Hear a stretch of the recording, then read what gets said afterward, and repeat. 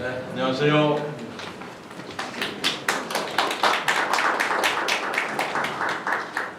예, 지금부터 최민우 소장님이 브리핑이 있겠습니다.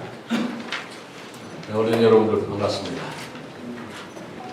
어느새 1년이 지나버렸네요.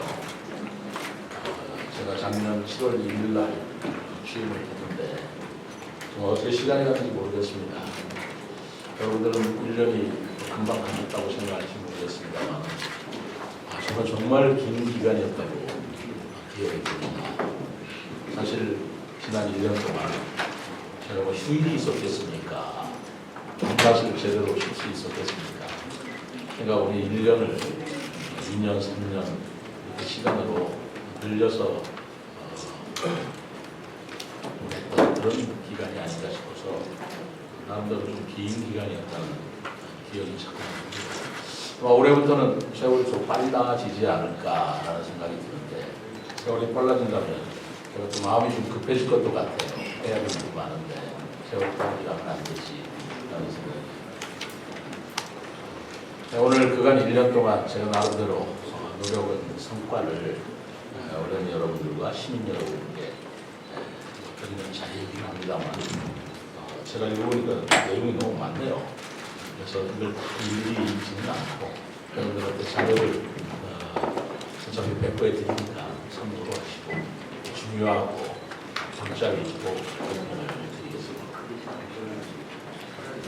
드리겠습니다. 저의 지난 1년간 행정수도 완성과 함께 자족 기능을 갖춘 미래 전략 수도의 기반을 마련하기 위하여 부단히 애써왔던 기간이라고 생각합니다. 동시에 대중교통 혁신, 또 문화체육 기반 확대 등 미래 전략 수도를 향한 담대한 계획을 다듬고 실천방안을 고심했던 기간이라고 생각합니다. 앞으로도 세종 시민을 위한 맞춤형 정책을 시행해서 시민과의 약속을 반드시 실현해 나가겠다는 말씀을 드립니다. 우선 1년간 성과 첫 번째로 대통령 제2기무실과 국회 세종의사당 등 행정수도 완성을 위한 정부 예산을 확보하는 성과가 있었다고 봅니다. 다만 국회 주칙 재정이 지연되고 있다는 좀 아쉬움은 있습니다만 꾸준히 정치권을 찾아서 조속히 통과되도록 관여하고 있다는 말씀을 드리고요. 만약에 국회 통과가 규칙이 통과가 실현되면 국회 세종시대를 열 수 있도록 설계와 공사를 방식으로 추진하는 여러 가지 방안을 총동원하도록 하겠습니다. 그리고 지난 6월 1일 제가 이 자리에서 제안했던 행정수도의 법적 지위를 확보를 위한 개헌에 대해서도 지속적으로 공감대를 확대해 나가야 됩니다. 아시겠습니다만 지난번 국민의힘 예결위위원들과 또 충청권 4개 시도지사의 예산 협의회가 있었습니다. 그 자리에서도 제가 세종시의 개헌 문제를 거론했고 여기에 대한 공감과 지지를 강조가 있었습니다. 또 작년에는 중앙정부와 정치권을 대상으로 출범이 역대 최대의 국비 예산을 확보한 성과도 있었다고 생각합니다. 1조 4천억 원의 국비와 2016년이 최대 규모인 1257억 원의 보통 교부세를 확보하였습니다. 내년에도 이런 성과가 지속되기를 바랍니다만 지금 정부 전체, 국가 전체 재정 상태나 우리 시의 재정 형편도 그리 녹록지가 않아서 예산 확보에 작년보다 더 큰 노력을 기울였다는 말씀을 드리겠습니다. 그 다음으로 자족경제 기반을 확충에 관한 사항을 말씀드리겠습니다. 저는 작년 취임했던 날 우리 시를 행정수도 그 이상의 미래전략수도로 만들겠다는 포부를 말씀드린 바가 있습니다. 미래전략수도가 무엇인가 하는 그런 논의도 몇 번 있었습니다만 저는 행정수도를 뛰어넘어서 우리 수도로서 우리 세종시가 자족 기능을 확충하는 데 미래전략수도의 중점이 있다라는 생각을 여러분 말씀드린 바가 있습니다. 그동안 기업유치 활동을 꾸준히 펼쳐서 1년 만에 총 1조 4천억 시출범 이후 최대 규모의 투자를 유치한 바 있습니다. 우리 세종시의 투자를 약속한 기업은 KT&G를 비롯한 대기업 그리고 중견기업 등으로 총 27개사로 3,700명의 고용 창출이 기대되고 있습니다. 그러나 앞으로도 기업 유치는 제 임기 끝나는 마지막 날까지도 계속적으로 추진하고 멈추지 않을 것임을 다시 한번 말씀드립니다. 작년에 비수도권에서 유일했던 부동산 3중 규제를 6년 만에 완전히 폐지했던 것도 우리 어른 여러분 잘 아시겠습니다만 어쨌든 시민과의 약속을 지켰다는 점에서 나름대로 성과가 있었다고 생각합니다. 또 굉장히 어려운 재정 여건이라고 하는 것을 여러 번 말씀드렸습니다만 취임 초기에 차입금 300억 원을 준비 상환하였고 차입 예정이던 지방채 479억 원을 발행을 취소해서 약 155억 원의 이자 부담, 시민의 부담액을 절감하였다는 것도 하나의 성과로 꼽고 싶습니다. 아울러 상가 공실 상황 등을 종합적으로 검토해서 시청 별관 신축을 당분간 유보하는 등 우리 상가 공실에 따른 고통을 함께하면서 건전 재정 확보하기 노력했다는 말씀을 드립니다. 아까 어떤 시민께서도 말씀하셨습니다만 지역 화폐인 여민전을 다른 자치단체에서는 축소하거나 폐지하는 그런 추세에 있었습니다만 세종시는 다른 지역과는 다른 이유에서 말하자면 자금의 역의 유출을 방지한다는 차원에서 여민전을 지속적으로 운영하고 그럼으로써 지역 경제 활성화와 관내 소비 촉진을 위해서 애썼다는 말씀도 드리겠습니다. 또 우리 시 현안인 상가 공실 문제 해결을 위해서 BRT 역세권과 금강 수변 상가의 허용을 대폭 완화해서 상가 공실 문제라든가 세입자들의 부담을 조금 덜어드리지 않았나 생각합니다. 공동 캠퍼스 문제 그리고 우리 시의 전략 사업 중 하나인 자유주행 분야에서도 성과가 있었습니다만 저는 특별히 올해 해태원 세종이라는 전 세계 국제 대학생 사이버 보안 경진 대회를 통해서 전 세계에서 19개국 106개 대학에서 899명이 참가하였고 연계 행사로 개최된 기업 전시회와 강연 등에 약 3천여 명이 다녀갔다는 성과도 말씀드리고 싶습니다. 이 말씀은 우리 세종시가 사이버 보안의 대상 기관, 중앙행정기관 또 앞으로 이전이 지금 예정되어 있는 대통령 제2지부실, 국회 세종의사당, 그리고 국책연구기관, 또 인근에 개룡되어 있는 상분본부, 또 인근에 있는 대덕의 연구단이라고 생각할 때 이 사이버 보안 문제가 대단히 중요한 문제고 또한 우리 세종시가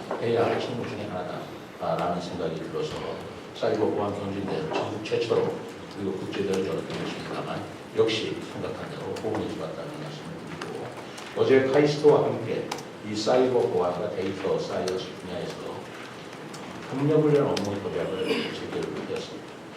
이 업무 협약을 통해서 장기적으로는 우리 시에 카이스트 이 관련 대학원이 들어올 수 있는 길을 열었다고 생각합니다.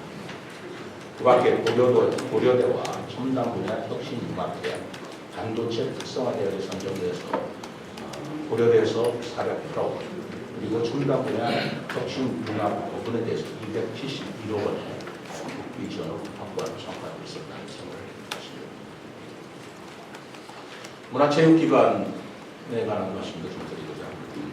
잘 아시겠습니다만 2027년도 하계 세계 대학 경기를 유치하였고 우리 시에서는 해외식과 육상식으로 다투 경기를 개최하게 되었습니다. 또 우리 시에 선수촌이 들어옴으로써 27년 8월이면 150개에서 약 1만 2천 명의 선수단이 우리 시에서 머물면서 우리 지역을 곳곳이 방문하게 되는 생각을 해볼 때 대단히 준비할 게 많다는 생각을 합니다. 또 조직위원회 상처도 세종시에 유치한 만큼 유일한 협력을 해야 되겠고 필수 교육과는 종합체육시설 건립과 차질 없이 추진하고 있습니다. 2025년도 국제정원 도시 박람회 성공 개최를 위한 준비도 차근차근 진행하고 있습니다. 시민의 볼거리와 즐길거리를 충족하기 위해서 이 정원 박람회뿐만 아니라 세종의 축제도 다양화시킬 생각을 가지고 있습니다. 지난해 세종 축제로 중앙공원, 호수공원, 이은다리 등에서 세종대왕과 한글 관련 다채로운 행사가 열리죠. 그리고 올해 예상치도 못하게 많은 시민이 오셔서 불편을 겪었습니다만 우리 시의 낙가 축제를 통해서 새로운 세종시 축제로서의 가능성을 하게 됐다는 말씀입니다.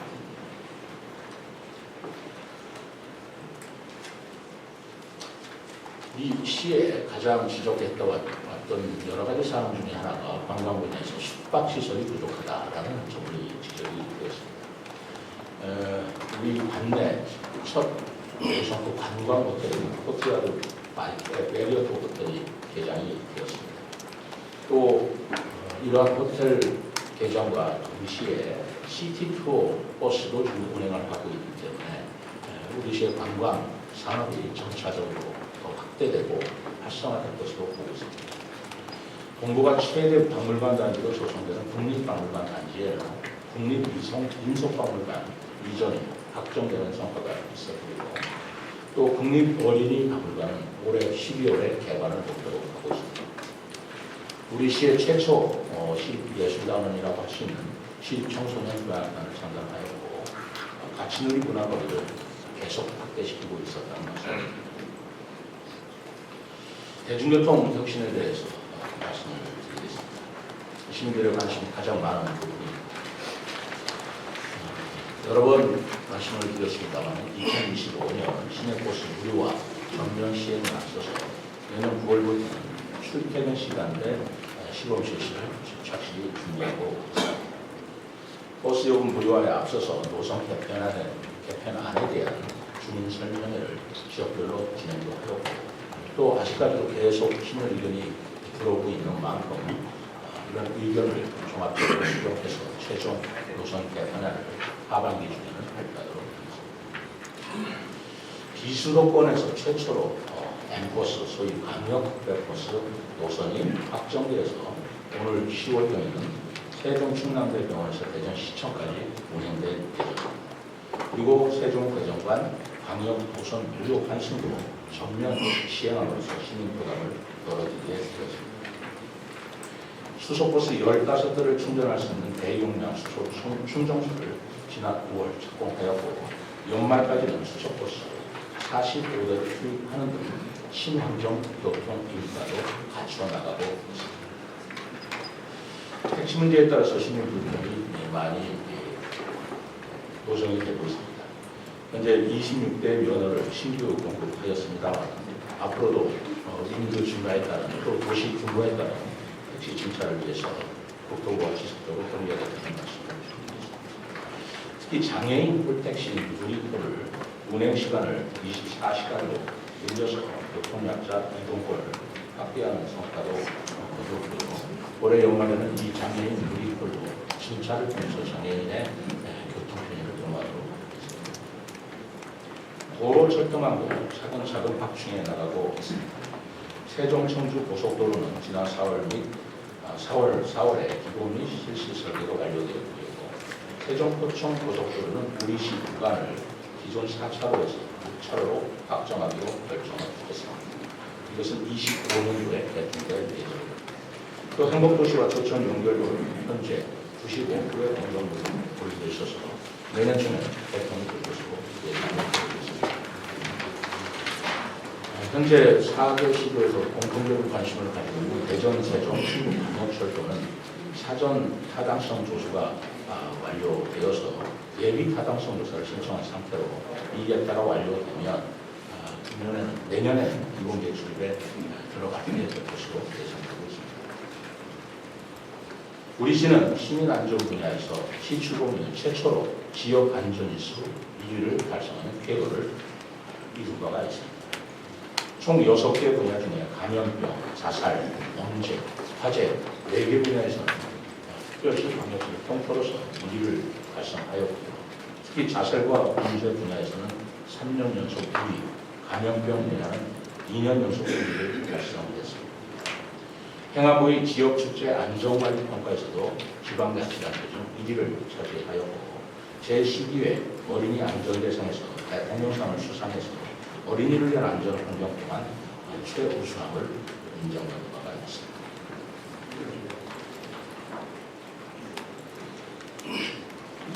또한 나선동, 어진동 주민센터 개천과 나선동 복권 개발을 통해서 주민 행정편을 높이고 문화복지 기능을 확충한다고 했습니다.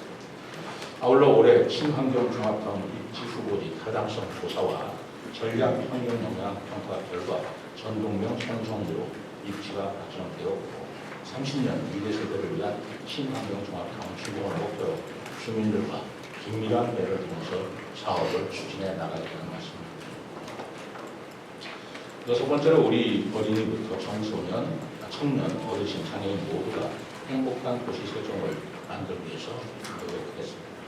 소아 전문 응급의료센터 충남대병원에 있는 것을 설치해서 24시간 소아 응급 진료 체계를 갖추었고 국공립 어린이집을 102개소에서 126개소를 늘려서 공공교육 이용률을 약 60% 늘렸습니다. 방곡동에 들어섰게 될 시어린이 도서관은 지난 3월 서울계 공부를 거쳤으며 25년도 지상 2층으로 준공될 예정입니다. 청년 나이를 만 34세에서 39세로 확대하고 연소면에 청년 생활연수 유입과 지역 활력을 위한 청년마을이 신규 지정되어 있습니다. 일하는 여성의 노동 상담과 분쟁 해결을 위해서 엊그제 직장맘 지원센터로 배송되었습니다. 국가를 위한 숭고한 희생을 기기 위해 옛 보건소를 보훈단체 사무공무원으로 지원하여 쾌적한 환경을 조성하였고 중앙공원은 국내 최초로 국가보훈광장도 개원하는 등 보훈 예우도 강화한 바가 있습니다. 장애인의 건강권 확보를 위해 세종권역 장애인 구강진료센터 설치가 확정됐습니다. 내년부터는 장애인의 치과 진료 접근성이 대폭 강화될 예정입니다.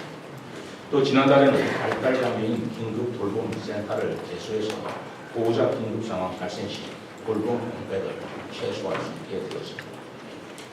어르신을 위한 정책도 차근차근 진행이 되고 있습니다. 치매 어르신을 위한 전담 요양 시설도 11월 중에 개원 예정이고 어르신의 활기차고 건강한 노년을 위한 노력을 인정하다며 세계보건기구로부터 고령 심화도시 재인정을 획득하였습니다. 지난 1월에는 난방비 급등에 따른 취약계층과 사회복지시설 등의 부담을 완화하기 위해서 난방비 2개월분의 특별지원, 상하수도 요금 감면, 택시 시내버스 종량제 봉투 요금 연결 등 긴급 인생안전 대책을 시행한 바가 있습니다. 특히 자라나는 학생들이 건강한 급식을 먹을 수 있도록 교육청과 식품비를 추가로 분담하였습니다. 더욱이 세종산 우수 농산물에 대한 추가 지원금을 신설해서 우리 지역 농가들 안정적인 농산물 공급만을 확보하게 되었다는 말씀입니다. 국가균형 발전 선도를 위한 노력도 계속했습니다. 지난해 10월 정부 세종청사 중앙동 준공에 따라서 국가행정 기능이 한층 강화되었습니다만 대통령 직속 국가균형발전위원회가 세종으로 이전해서 오는 7월에 진방시대 이후로 출발한 예정이 있습니다. 국책연구단 제2연구청사는 지난 4월 설계 공모에 착수해서 27년 완공할 예정으로 국가정책 싱크탱크 역할이 더욱 강화될 것으로 기대하고 있습니다. 신도시와 읍면 간 균형 발전 또한 소기의 성과가 있었다고 생각합니다. 조치원과 연서 연동면 주민의 오랜 수건이었던 조치원 비행장의 기지 종류 변경으로 비행 안전 구역이 축소하는 근거를 마련하였습니다. 또 3개 대학 통합 창업관, 에너지 자립 마을 등 조치원 도시 재생 사업 시설 3곳이 올해 8월쯤에는 문을 열 예정입니다. 읍면 지역 정지의 여건 향상을 위한 복합 커뮤니티 센터 개관도 차근차근 진행해 왔습니다. 전이면과 전동면 북콩이 지난 3월 개관되었고 금남면 북콩은 5월 착공해서 내년 12월에는 완공될 예정입니다.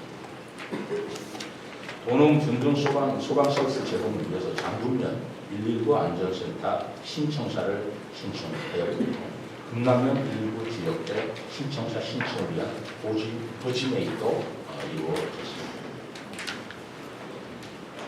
농민과 농산물 소비자를 위한 노력도 계속해 바가 있습니다. 로컬 푸드 진대장 3호전을 세롱동에 개장해서 400여 개 농가가 신선하고 믿을 수 있는 세종 농산물을 공급하고 있습니다.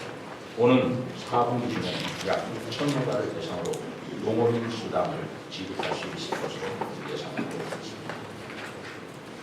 여러 가지 사항이 있습니다만 우리 시민과 그리고 언론인 여러분께 골격이 되는 기정 성과를 말씀드렸습니다. 구체적인 사항은 배포해준 자료를 참고하시도록 해주셨으면 좋겠습니다. 다음 시정 1년을 지나서 시정 2년 차에 저의 생각을 말씀드리고자 합니다. 시정 2년 차는 도시 자족기는 한층 더 높이고 대규모 국제 행사 준비를 위해 박차를 가하게 될 것입니다. 먼저 자족기는 더욱 높여 나가겠습니다. 행재정 특명 확대, 경제자유의 교육자유 특수 지정을 위해서 정부와 정치권과 앞으로 긴밀한 협의를 이어나가겠습니다. 또한 주요 국가 기능이 직접된 특성을 살려서 사이버 보안 기회발전 특수 지정을 준비하고 이른바 사이버 보안 밸리 수준으로 키워 나갈 생각입니다. 두 번째는 대규모 국제행사 철저한 준비를 하겠습니다. 25년도 국제 정원도시 강화에 27년도 하계의 세계대학 경기대회를 성공적으로 개최하고 그 과정에서 시 발전을 10년, 20년 이상 앞당길 생각으로 준비를 하고 있습니다. 세 번째는 행정수도 기능 완성에 한층 더 달아가겠습니다. 국회 세종이사당과 대통령 제2집무실, 중앙행정기관 추가 이전과 법원 설치를 지속적으로 건의할 뿐만 아니라 행정수도로서 세종시 법적지를 명확하기 위한 여러 가지 법 개정 내용, 헌법 개정을 포함한 논의를 넓혀 나가도록 하겠습니다. 아울러 최소한의 규정만을 담고 있는 현행 세종시법을 전면 개정해서 행정수도 지위 확보를 뒷받침하는 노력도 기하지 않겠습니다.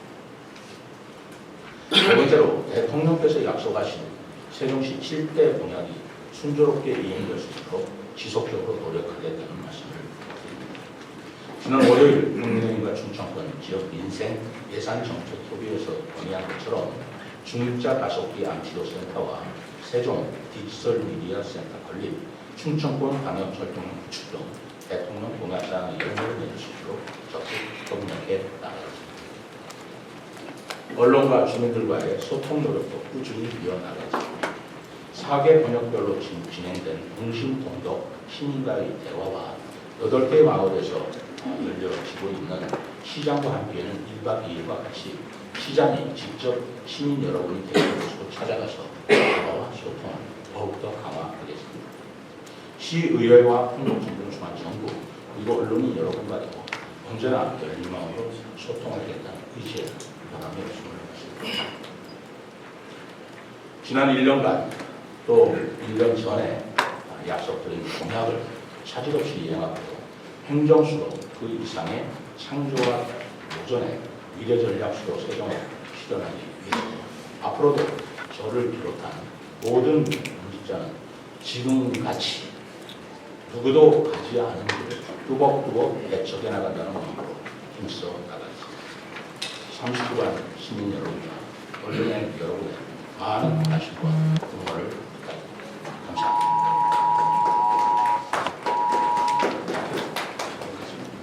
예, 이어서 질의 답변 시간을 갖도록 하겠습니다.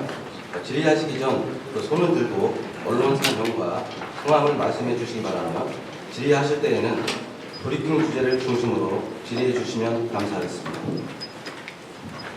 네, 이뉴스투데이 이용준 기자님. 네, 이뉴스투데이 이용준 기자입니다. 시장님 우선 취임 일주년 축하드리겠고요. 그동안 고생 많으셨습니다. 감사합니다. 이제 지금부터 진정 최민호표 브랜드를 달고 있는 정책과 그에 걸맞는 결과가 기대되는 시기라고 생각을 하는데요. 그래서 질문 드리겠습니다. 현재 시장님께서 추진하고 계시는 많은 사업들 중에서 문화체육 기반 확대와 관련된 측면에서 볼 때 오늘도 말씀하셨지만은 국제정원도시 박람회의 성공적 개최와 비단계 프로젝트 완성을 위해서도 최근 이야기가 되고 있는 세종과 활용 문제가 굉장히 중요한 문제를 차지한다고 생각을 합니다. 얼마 전에 시장님께서는 한화진 환경부 장관과의 만남도 가주셨고 이것을 가지고 며칠 전 환경단체에서 기자회견을 통해서 반대 의견도 내놓기도 했는데요. 이와 관련 세종과에 관련한 시장님의 명확한 입장을 다시 한번 말씀해 주셨으면 좋겠고 시민 대화합 차원에서라도 환경단체와의 만남을 통한 대화 또는 절충안에 대한 협의를 하실 계획이 있으신지 거기에 대한 답변 부탁드리겠습니다. 이상입니다. 네, 아주 좋은 질문 감사합니다. 세종고 문제는 제가 여러 번 우리 선거 때도 TV 프로그램에서도 여러 번 말씀드린 바가 있습니다. 제가 행복청정 시절부터 이것은 4대강 계획이 아니라 도시를, 세종시를 새로 조성하는 데 있어서 물의 중요성은 그것은 정말 아무리 강조해도 지나치지 않다고 생각합니다. 그렇기 때문에 이미 2003년도 행복도시 기본 계획을 만들 때부터 그 당시는 세종고라는 이름이 아니고 제가 기억하기로는 금강고라는 이름으로 세종시의 물 공급과 신수 공간을 확보하기 위해서 계획된 것입니다. 그것이 4대강 계획이 발표되면서 4대강 계획의 공사비로 건립된 것이지 이 근본은 이명박 대통령의 4대강 계획과는 뿌리가 다른 것이다. 그렇기 때문에 2003년도에 이 세종고 계획이 발표되었을 때 그때 반대하는 목소리는 저는 들어본 바가 없습니다. 4대강 계획이기 때문에 반대하는 논의는 저는 존중할 수 없고요. 4대강 계획 이전에 행복도시 세종시의 물 문제와 그다음에 친수공간을 확보하기 위해서 만든 세종고는 존치하는 것이 옳다라는 생각이 좀 변함이 없습니다. 다만 그 세종고를 탄력 운영으로 한다는 것에 대해서 전적으로 공감을 합니다. 홍수시에는 물을 넓고 또 갈수시에는 물을 가두고 하는 그런 탄력적 운영이라면 얼마나 합리적인 일이겠습니까? 또 만약에 환경단체가 걱정하는 대로 녹지문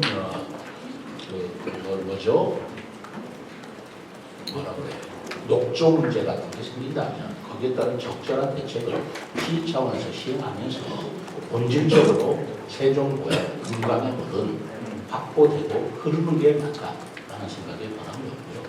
이런 변함에 있어서 이런 제 소신에 있어서 대화를 한다면 또 제가 설득하고 이해시킬 대상이 있다면 누구라도 피하지 않을 것이고 같이 함께 대화를 할 것입니다.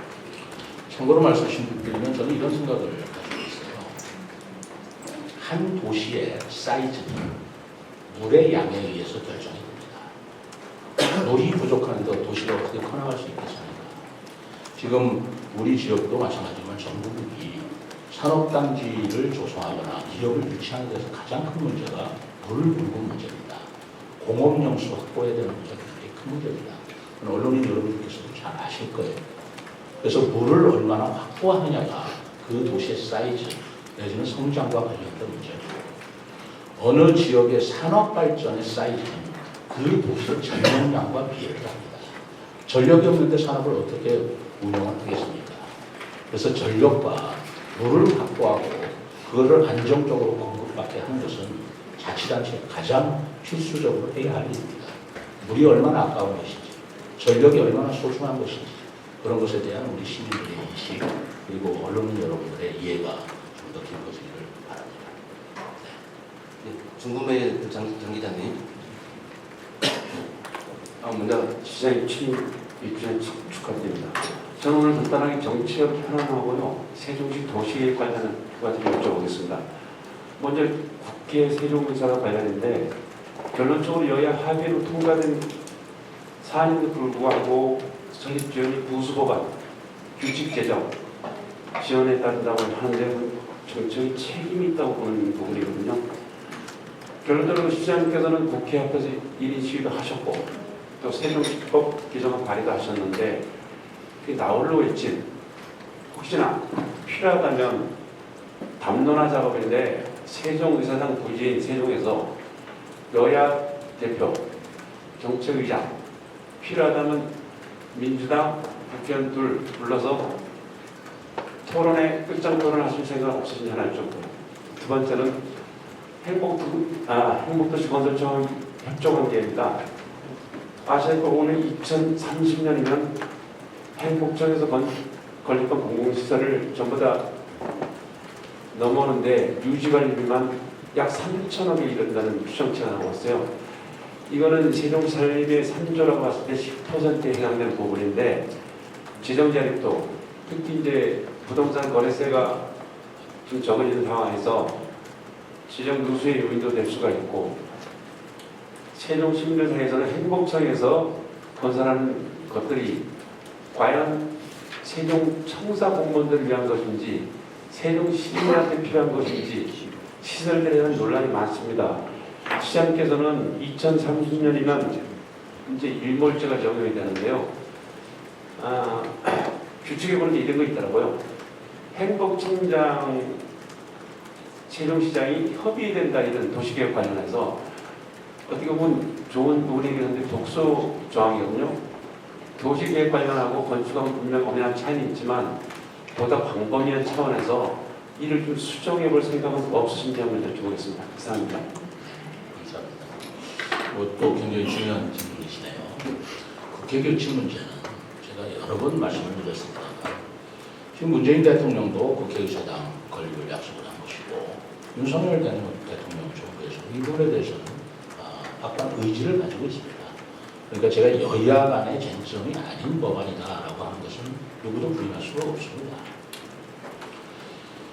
여야 간의 쟁점이 없는데 국회 규칙이 자꾸 지연되고 있는 이유가 무엇인가에 대해서 저도 굉장히 안타깝게 생각하기 때문에 국회에 가서 지난번에도 말씀드리고 그리고 국회 운영위원회가 빨리 열려지고 또 소위원회에서 이런 해결되기를 여러 번 촉구하고 있습니다만 어쨌든 국회 소운영위원회에서 국회 규칙이 좀 쉽사리 통과되고 않고 있지 않은 부분이 있습니다.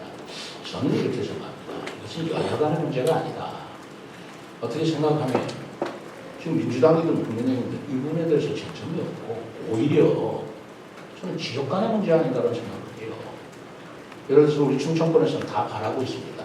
그러나 충청권 이외 지역에서 수도권 지역에서 혹시 국회의사당이 불원이라고 하지만 세종시로 이전하는 것에 대해서 충청권의 우리 시민만큼 그렇게 더 열광적으로 또 적극적으로 바라고 있겠는가라는 문제가 있을 수 있다고 생각합니다.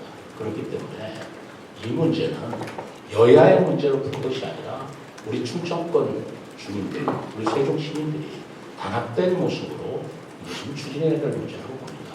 그렇기 때문에 여야를 떠나서 민주당이나 국민의힘을 떠나서 그 국회규칙 조속 통과라는 이 인식에 저도 함께 동참을 했고 지금 우리 민주당과 세종시의 민주당과 국회의원, 국민의힘, 우리 시의원께서 다 같이 지금 동참하고 있지 않습니까? 저는 시도지사, 우리 4개 시도지사 충남, 대전, 충북 또 저와 함께 4개 시도지사가 이 부분은 세종시만의 문제가 아니기 때문에 이건 같이 국회에 촉구해서 규칙을 빨리 조속히 통과시켜달라는 공동의 선언과 선포도 같이 해야 된다고 주장했고 거기에 대해서 4개 시도지사도 전적으로 공감을 해주었습니다. 그래서 지금 그런 선포를 하는 시기도 지금 서로 일정을 조정해 가면서 그런 행사도 할 것이고 그런 강력한 의지를 보일 것이라고 말씀드리고요. 토론회 한다는 거 우리끼리 아무 토론회 의미가 없다고 나는 생각을 해요. 우리로서는 이견이 없습니다. 그리고 여야 간에 이견이 없어요. 그렇기 때문에 토론회를 하자 어떤 반대가 있다고 한다면 얼마든지 응하겠습니다. 얼마든지 응하겠고 저라도 제안을 하겠습니다만 누구와 어떤 토론을 해야 되는지를 우리 지역의 국회의원들과 함께 상의해보는 그런 시간을 갖도록 하겠습니다. 행복청이 2030년이 되면 여러 가지 시설이 저희들한테 이관이 되고 이관이 되면 거기에 따른 유지관리비만 약 3천억이라고 말씀하셨습니다. 맞습니다. 2,500 내지 3천억의 추가 예산이 들어갈 것 같습니다. 그렇기 때문에 세종시의 특례가 필요한 시점이라고 보고 있는 겁니다. 며칠 전 엊그제 바로 아까 국민의힘과 예산 협의회에서 시도지사랑 협의회에서 이 문제를 좀 분명히 짚었습니다. 지금 안 그래도 교부세가 우리는 광역자치단체이기 때문에 시군구분 교부세를 법상으로 못 받고 있는 문제, 이 문제를 해결하기 위한 특례, 그것을 현재까지로서는 광역분의 25%를 3년간 부과해서 지원해 주는 걸로 되어 있습니다만 올해 연말에 끝나지 않습니까? 이런 부분에 대해서도 강력하게 우리가 법 개정을 통해서 해결해야 되겠고 또 그것뿐만이 아니지 않습니까? 지금 전체적으로 국가적으로 재정이 어렵습니다. 세종시가 마찬가지입니다. 그 부동산 경기가 죽어짐을 통해서 우리가 세수도 감수되고 하네. 거기에 시설비마저 우리 시가 전부 다 감당한다는 것을 제도적으로 보겠다.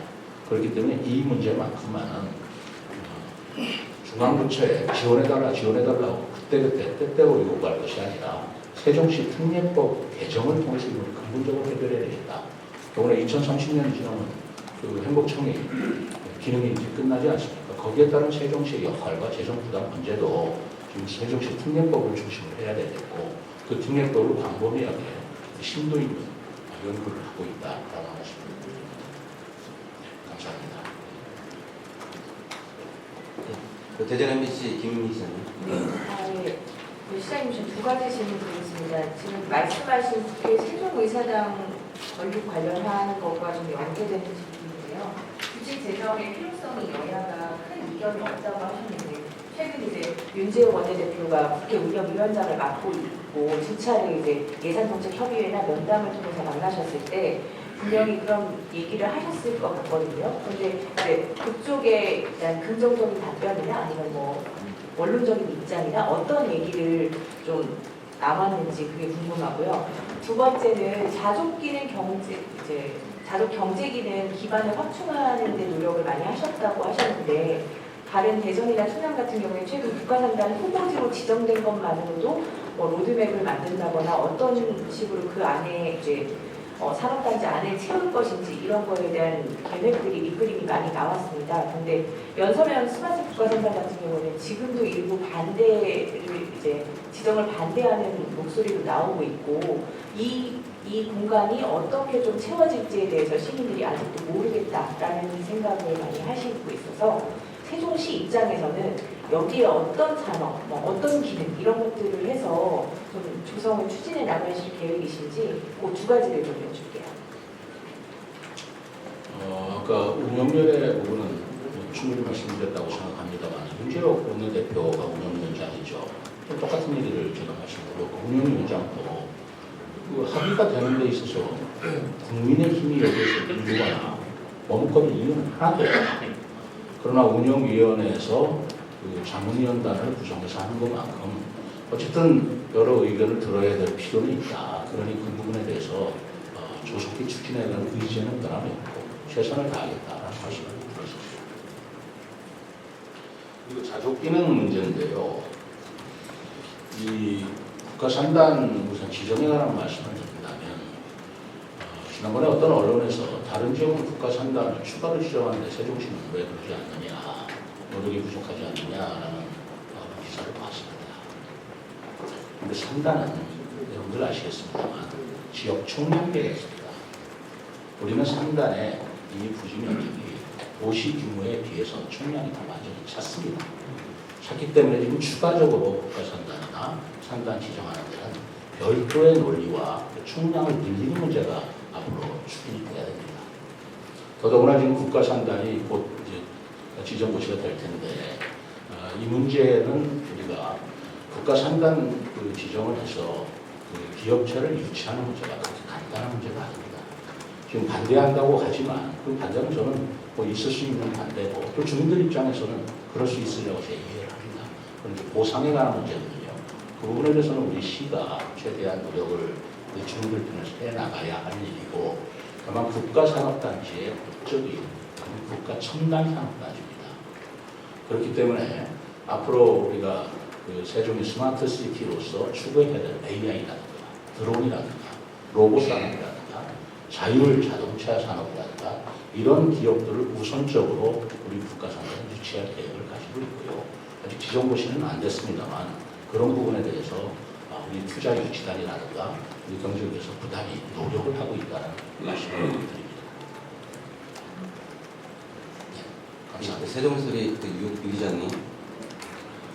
예, 유입니다. 그 질문 두 가지 좀 드리겠습니다. 첫 번째는 저도 그 지난 15일 날 했던 시위에 보내기서 이제 처음 알았습니다만 그 출근 시간대, 통학 시간대에 그 장영실 고등학교 앞에 이제 지나가는 버스가 한 대도 없다 하는 거하고 전위에서 이제 그 조치원으로 오는 버스가 없다 라는 얘기를 듣고 좀 놀랐습니다. 그래서 시장님도 그때 그 자리에 계셨는데 그 이후에 이제 관계관에 어떻게 지시를 하셨는지 좀 궁금하고요. 그리고 두 번째는 그 세종이사당 질문이 있어서 답변이 있긴 했습니다만 그동안 이제 여러 차례 시장님 올라가서 이제 건의도 하고 이제 요청도 하신 걸로 알고 있는데 제가 보기에 이제 답변 좀 뜨뜻미지근한 것 같습니다. 그래서 저 중앙정치권에 그 강력한 압박, 충격을 좀 가해 것을 좀 고려해야 되지 않을까 하는 좀 생각이 있는데 어떻게 예를 들면 좀 이런 말씀드리기 좀 그렇지만 그 돌아가신 이완구 총리가 충남 도시사회 때 썼던 것이 방법이 생각이 나곤 하는데 뭐 그렇게 좀 더 세게 압박을 가하실 생각은 없으신지 이상입니다. 우선 그 통학 시간대 우리 학교 학생들이 버스가 없다라는 부분은 버스가 없는 건 아니고요.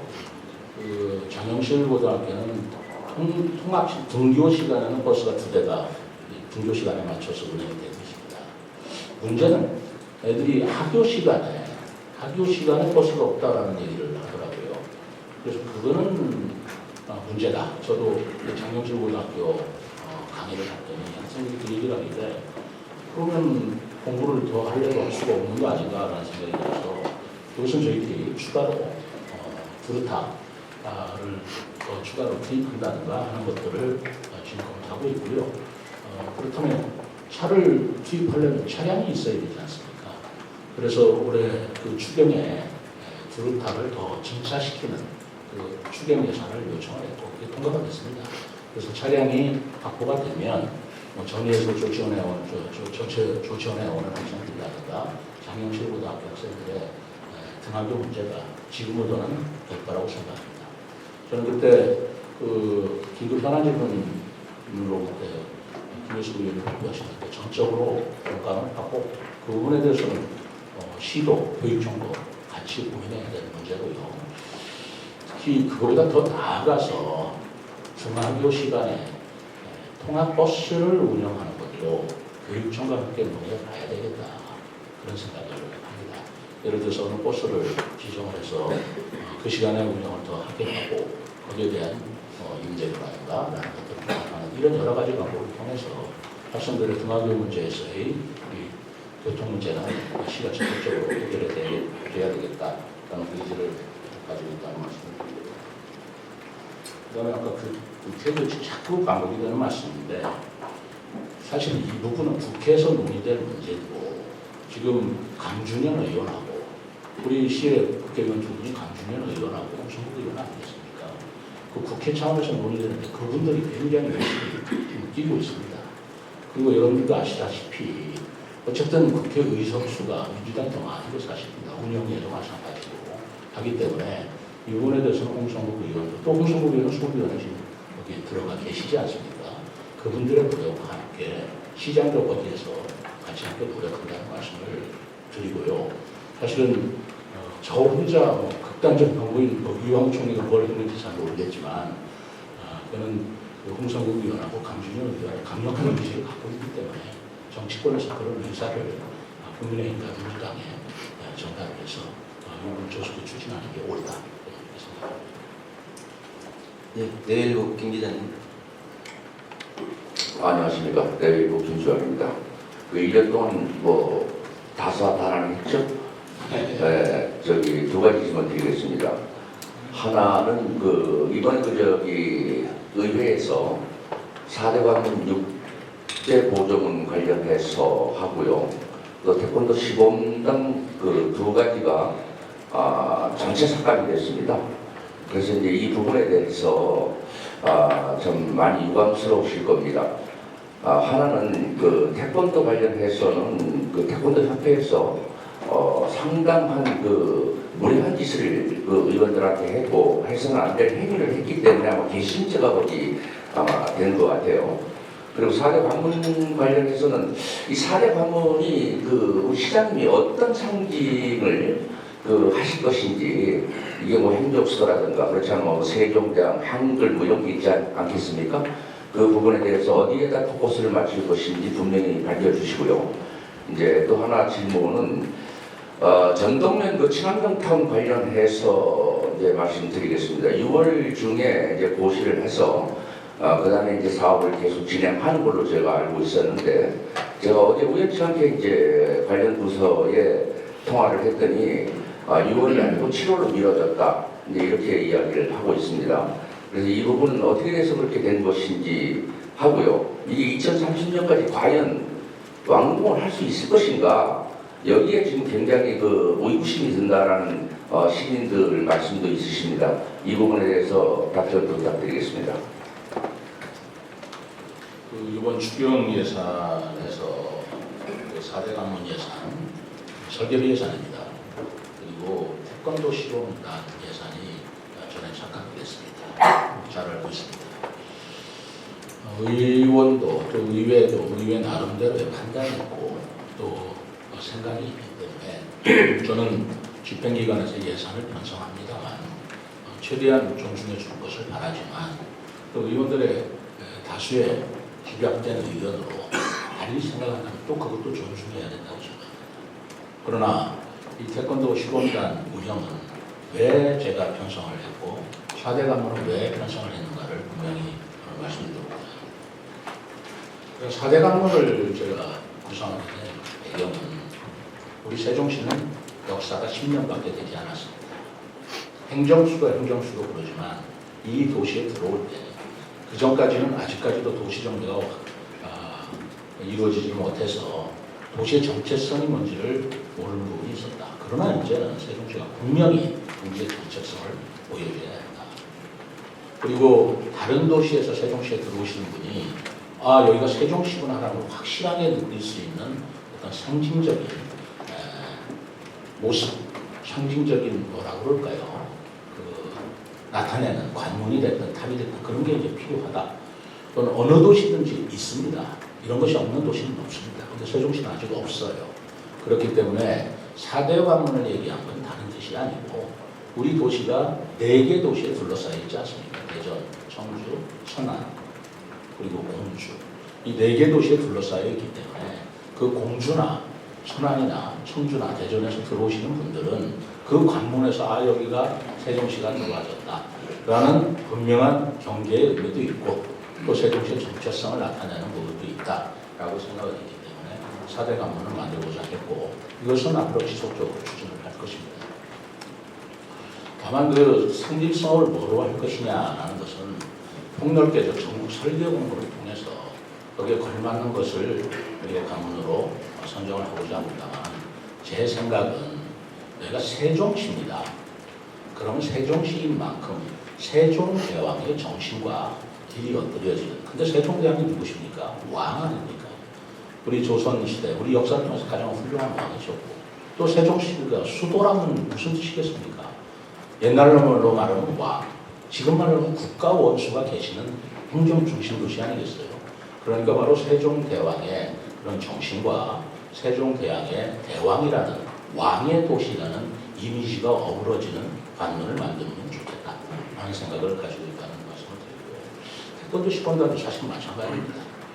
태권도 시범단도 우리가 행정수도인 만큼 뭔가 수도로서 가지고 해야 할 기본적인 그런 요소들이 있다라고 생각하는데 그게 우리나라 국기인 태권도 시범단을 만들어서 우리 말하자면 외부에서 오시는 고위 공무원이 오신다든가 외부 손님이 오신다든가 27년도에 하계 세계대학 경기, 또 25년도에 유니버시아드 대회가 국제 정원도시 박람회가 있을 때 우리 행정수도 세종에서 보여줄 만한 멋있는 게 있다면 우리 국기인 태권도 시범단 이런 것들이 걸맞지 않겠는가라고 저는 생각을 했던 것입니다.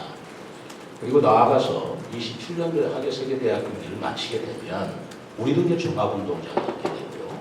그리고 실내 체육관도 있게 되고 수영장도 있게 되는 만큼 이제는 세종시에서도 전국체전을 한번 열어야 된다. 전국체전도 개최해야 된다. 그 전국체전을 개최하는 데 있어서 뭐 모든 종목에 참여할 수 있을지 없을지는 모르지만 주최하는 세종시에서 참가하는 체육 종목이 다수 부족하다. 이것은 아니지 않습니까? 그러나 그걸 하루아침에 되는 것이 아니기 때문에 지금부터 차츰차츰 우리 체육 종목을 늘려나가서 나중에 전국체전을 개최했을 때는 우리 세종시도 당당하게 전국의 다른 선수들과 겨룰 수 있는 그런 체계를 지금부터 준비해야지 그때가 사실은 없다라는 생각 때문에 제가 태권도 시범단이 중요성을 갖는다라고 의미를 새겼던 것입니다. 사람마다 생각은 다르겠습니다만 저는 그런 생각으로 태권도 시범단을 제가 편성을 하였던 것이고 사례금을 했는데 이번 예산에서는 그것이 저한테 깎였습니다만 뭐 추경이 다는 아니니까요. 다음에 더 의원들을 이해시켜서 본 예산이라든가 다음 추경에 반영하는 노력을 하도록 하겠습니다. 전종은 친환경타운 6월에서 저는 이건 실무적인 얘기라 거기까지는 내는데 모르겠는데 우리 환경부장 답변할 수 있나요? 저희 6월에 7월로 했다는 뭐 이유가 있어요?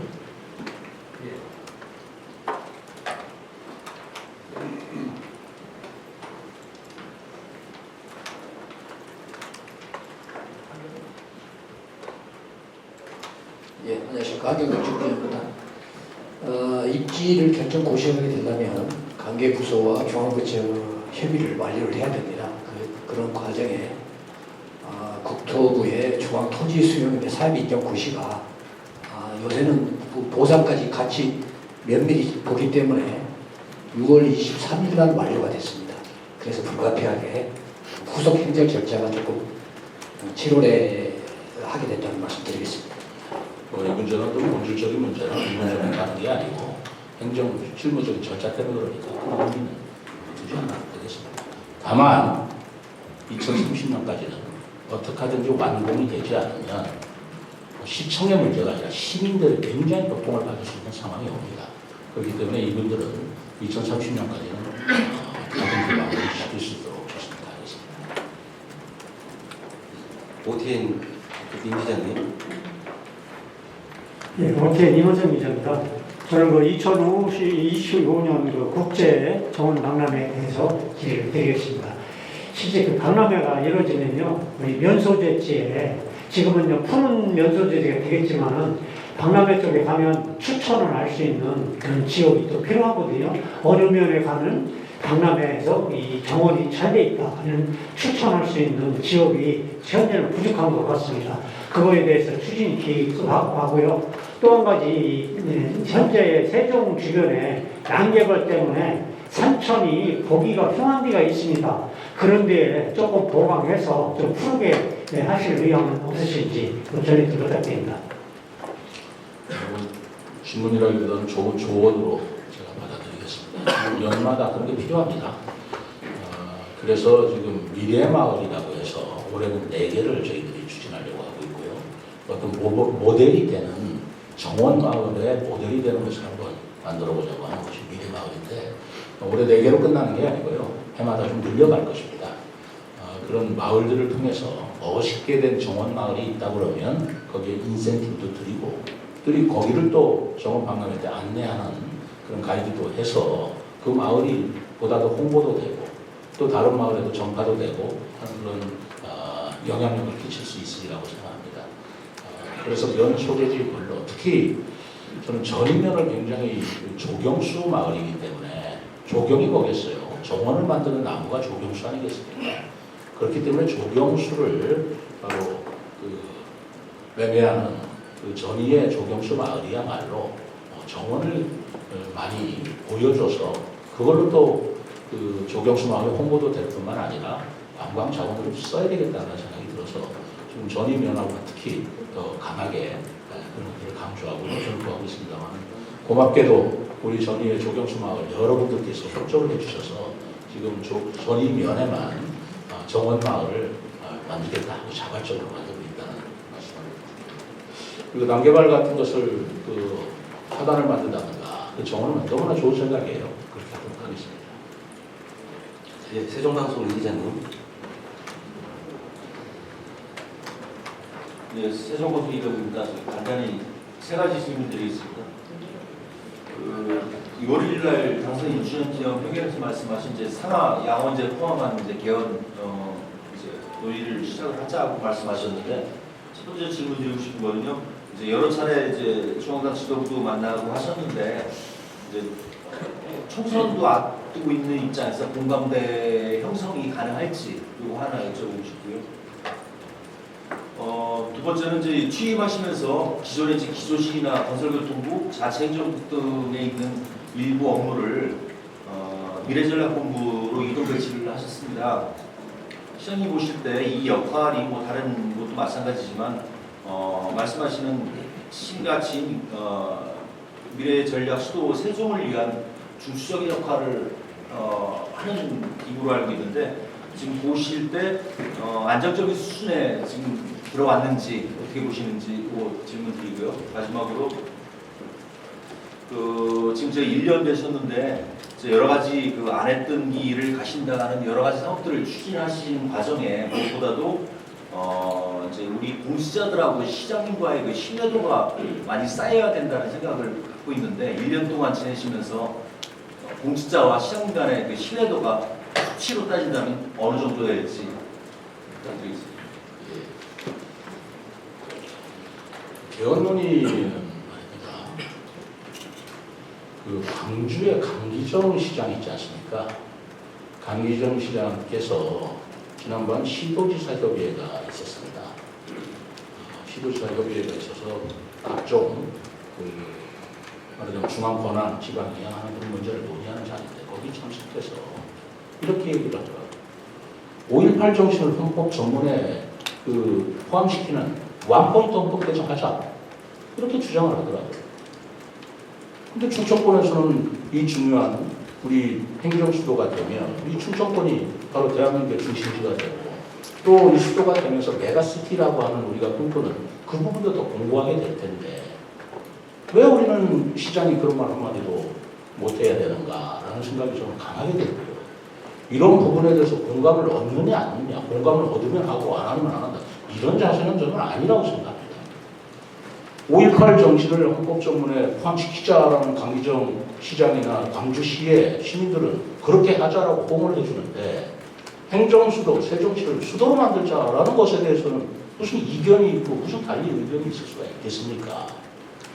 저는 그런 생각이 들어서 그것이 정치권의 공감을 이룬다 안 이룬다 그렇게 눈치 보면서 할 일이 아니다 저는 생각하는 거예요. 그렇기 때문에 이러저러한 이유로 개헌에 여러 가지 논의와 제안이 있다면 그렇게 해서 개헌을 해야 된다는 필요성이 생긴다면 거기에도 당연히 행정수도로서 세종시를 해야 되는 내용을 포함시키도록 지금부터 목소리를 높여나가야 되지 않겠습니까? 저는 그렇게 생각합니다. 그렇기 때문에 이것이 공감대를 이룬다 안 이룬다 중요하지 않고 정치권의 협의를 했느냐 하나도 중요하지 않습니다. 촉구하는 겁니다. 대통령실이 됐든 중앙당이 됐든 민주당이 됐든 해 주시오라고 건의하는 것이지 하실 수 있겠습니까? 해도 되겠습니까? 이럴 일이 아니라고 보는 겁니다. 우리는 보다 더 강력하게 우리 세종시와 충청권 전체 발전을 위해서 2003년부터 지금 20년이 지났지 않습니까? 이 개헌을 요구하는 게 뭐가 무리한 요구고 이걸 가지고 눈치를 보고 또는 이거가 서로 사전에 협의가 됐느냐 안 됐느냐 공감대가 있느냐 이렇게 따지는 문제가 되겠느냐라는 생각이 저는 든다는 것을 분명히 말씀드리고요. 그리고 우리 내부의 문제인데 기조실에 미래전략본부 얼마나 하느냐 그러는데 저 이런 말 드리고 싶습니다. 우리 실국장들 저 충남도에서도 일해봤고 중앙구치소에서 일해봤고 제가 공직자로서만 정말 전문 지구업 공무원으로서만 30여 년 이상 했던 사람입니다. 저 또한 공무원 출신이고 우리 실국장들 정말 열심히 합니다. 뭐 잘하고 못하고는 또 평가가 있겠습니다만 저는 우리 실국장들을 100% 신뢰합니다. 그리고 제가 그냥 우리 시의 실국장이니까 시장으로서 신뢰한다 그런 뜻이 아니고 제가 경험한 바로는 자치단체 실국장 중에서 우리 실국장만큼 더 이상 더 잘할 사람이 누가 있겠나라는 생각이 저는 가지고 있고요. 그리고 그렇게 같이 노력을 하고 있다는 말씀을 드리고 제가 생각하는 건 그 정도가 아닙니다. 언론인 여러분들 분명히 말씀드립니다. 제가 울트라 세종이라는 말씀을 드렸습니다. 언뜻 막연한 표현이라서 울트라 세종이 뭔가 세종을 뛰어넘는 세종 이렇게 표현하는데 저 세종을 단순한 지방자치단체로 보지 않습니다. 여기는 행정수도로 가야 할 것이고 우리 시의 공무원들은 지방 공무원이 아니라 중앙 공무원의 수준과 그런 안목으로 일을 하고 그 능력을 길러내 주어야 된다라고 저는 생각하고 있습니다. 그렇기 때문에 우리 미래전략본부가 어떻다, 다리 칠국가 못했다, 그건 작은 문제라고 생각하고 그런 문제가 있다면 우리 행정부시장이나 기조실장이 정책조율이나 소관 업무에 대해서 조율을 잘하고 있기 때문에 저는 뭐 그거 가지고 어디 실급이 어떻다 그런 생각은 갖지 않고 있다는 말씀입니다. 저와 공직자의 신뢰도 말씀인데요. 제가 처음 취임했을 때 우리 공무원들이 저를 얼마나 믿고 따라줄까라는 의구심이 들었던 건 사실입니다. 선거 직후에 우리 직원들이 저를 지지했다는 사람도 있겠지만 저를 지지하지 않은 사람도 있었습니다. 그럼 저를 지지하는 사람은 새로운 최민호 시장이 시정 사기를 이끌어가는 데 있어서 어떻게 할까? 그리고 저를 전혀 몰랐을 거예요. 저하고 말을 해본 적이 없습니다. 제가 여러 번 말씀드렸지만 아무리 선거를 앞두고라도 저는 세종시에 있는 공무원들한테 나 좀 도와달라, 지원해달라 전화 한 번 해본 적이 없습니다. 공무원 정치적 중립을 지켜야 된다라는 저의 신념이 있었기 때문에 그렇습니다. 그러니 저를 만나본 직원들이 옛날에 제가 충남도나 행복청이나 행안부에서 근무했던 그런 저하고 인연을 가지고 있는 공무원들 이외에 저를 알고 있는 공무원이 하위직에는 없었을 거예요. 그러니 의구심도 있고 어렵기도 하고 불안하기도 했겠죠. 기대 반, 우려 반 이런 거 했다는 말씀을 제가 충분히 이해하고 합니다. 그러나 저는 나름대로 굉장히 노력을 했습니다. 우리 공무원들은 기본적으로 정치적인 입장이나 정치적인 성향에 내면이 야구가 없겠습니다만은 그것이 추출돼서는 안 된다. 그리고 오로지 시민과 우리 지역 발전, 국가를 위해서 노력할 뿐이다. 그 부분에 대해서 이탈하거나 어긋나는 행동을 하는 사람이 있다면 저는 그것은 용납할 수 없지만 전임 시장의 사람이라든가 또는 최 시장의 편이라든가 이런 어떻게 생각하면 제가 그대로 표현하는 그런 졸렬한 생각을 하지도 말고 그런 졸렬한 마음을 먹어본 적도 없습니다. 그래서 제가 그런 거 따져본 적도 없고요. 그래서 인사를 해도 공정하게 유능하냐, 성실하냐, 우리 직원들 간의 인화관계가 좋으냐 그런 사람들은 승진 발탁해야 될 것이고 그렇지 못한 직원들은 더욱더 노력하게 하는 것이 제가 해야 될 인사권의 내용이라고 생각을 했습니다. 저는 강히 생각합니다. 우리 직원들 100% 믿어준다고 생각합니다. 만약에 시장임에도 불구하고 신뢰를 하지 않고 의심을 받는 직원이 1년이 지났음에도 있다면 그 직원 같이 일할 수 없습니다. 그 직원은 배제되거나 아니면 다른 일을 가야 될 거예요. 자기가 모시고 있는 직속 상관한테 충성을 못하고 성실하지 못한 공무원이 있다면 어디 간들 가겠습니까? 그 사람은 공무원이 아니고 나는 반성신이라고 봅니다. 저는 용납하지 않습니다. 저는 우리 직원들을 얼마나 신뢰하느냐, 저 100% 신뢰합니다. 잘못이 있다 한다면 무슨 이유가 있겠지, 실수가 있겠지. 시장이 싫어서 일부러 실수할 사람 없다고 생각합니다. 그렇기 때문에 저는 우리 직원 100% 신뢰한다는 말씀 정말 자신 있게 드리고 그리고 우리 직원도 100% 저를 신뢰하는데 만약에 신뢰하지 못한다면 그만둬라라는 생각이 들죠. 예, 그 시간 관계상 한 분만 더 뵙겠습니다. 영인의 김하연 기자님. 안녕하세요. 인터넷으로 검색하기 어려운 분들을 위해 지면으로 세종시를 알리고 있는 여민일보 김하연 기자입니다. 민선 4기 슬로건이 창조와 도전의 미래전략 도시라는 슬로건으로 미래전략본부를 두고 세종시를 위해 온 힘 다해 노력하심에 다시 한번 감사드리고요. 질문하겠습니다. 창조와 도전의 미래수도 세종에서 창조와 도전이 맞는 것인지 도전과 창조가 맞는 것인지 저희 젊은 세대들인 강한 도전 정신으로 무엇인가를 창조하려고 하는데 저희 젊은 생각과 틀린 다른 깊은 뜻이 있는지 질문드리고요. 마지막으로 하나 더 질문 드린다면 세종시는 농촌과 도시 융합도시로 가끔 보도자료 보면 외국에서 스마트시티라고 세종에 찾아와 시와 함께 이야기를 나누는데요. 시장님은 세종시가 어느 부분에서 스마트시티라고 생각하시는지 궁금하고 도농 상생 지역으로 다른 17개 시도는 스마트팜에 많은 관심을 가지고 있습니다. 그래서 저희 신문사에서도 멀리 있는 울주와 경산에도 다녀왔습니다. 혹 아쿠아포닉스 스마트팜이 왜 울주에 있는지. 아쿠아포닉스는 시내상가 점포 40평에서 농산물을 생산하고 있는데 월 수익이 얼마나 된다고 생각하시고 계신지. 경산에는 딸기 스마트팜 농장이 있습니다. 거기도 40평대인데 전량 현대백화점에 납품되고 있습니다. 그곳은 인건비를 빼고 월 매출이 월 1,300만 원입니다. 세종시 공실 문제의 심각한 현실을 해결할 수 있는 방법이라. 적당히 해. 뭐 하는 거야 지금? 질문이라고 하는 거야? 저는 궁금한 부분이어서 여쭙고 있는 겁니다.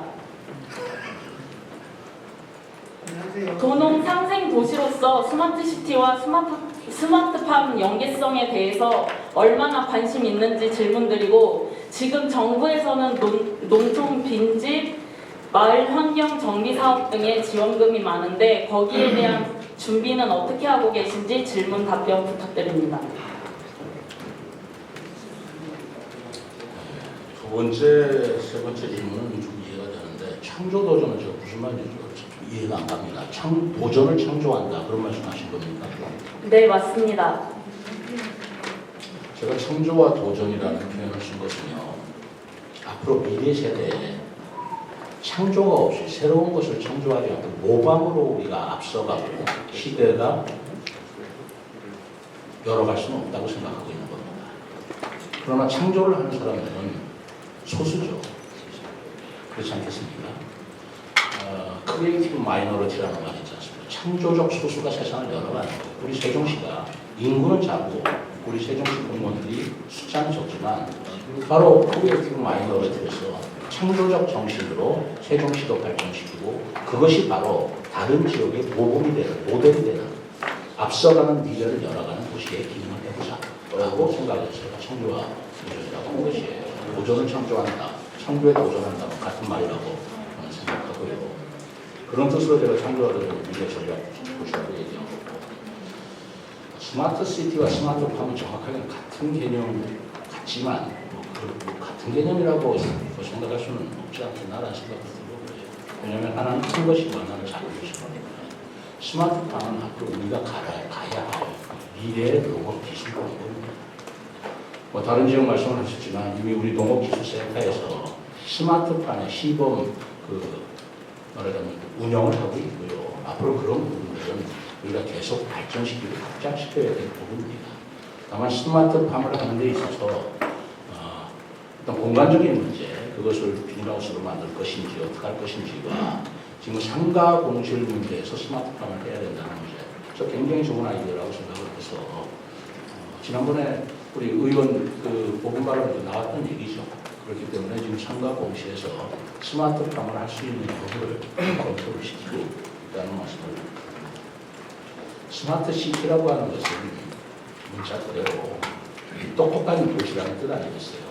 똑똑한 도시니까 우리가 스마트 시티로 자율주행 자동차라든가 AI 기반이라든가 도시통합정보센터를 써서 교통통제라든가 그거와 더 나아가서 디지털 트윈 방식으로 해서 교통이라든가 클린넷 부분을 제어하는 그런 것들을 자동화시키는 부분을 말씀드리는 겁니다. 그래서 이 부분은 우리가 스마트 시티로서 시범지역으로 이미 지정이 돼 있고 스마트 시티의 시범 지역을 사기업체와 함께 추진하고 있는 문제가 추진되었습니다. 네, 시간 관계상 이상으로 브리핑을 모두 마치겠습니다. 참석해주신 언론인분들과 시청해주신 시민 여러분들께 대단히 감사드리겠습니다. 네, 여러분들 진지하게 경청해 주셔서 너무나 감사드립니다. 저 정말 열심히 더 하고 더 자주 여러분들 찾아뵙겠습니다. 오늘 감사합니다.